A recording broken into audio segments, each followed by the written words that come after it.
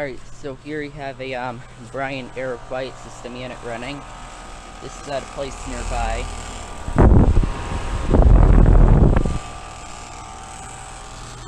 It's actually quiet, for sure. It's got a Copeland scroll, sound confirms.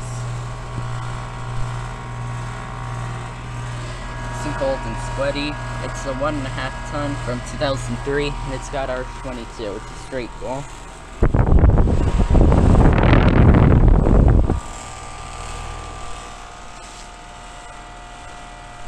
Okay, here you have a Train XL 1800. Very cool unit. It's got the dual compressors, most likely. 18 SEER. These are very nice units. I love them. These are 2-speed units. Okay, it's from 1997, and it's a 4-ton. Let's see. That has been running. So yeah, it's in good shape also.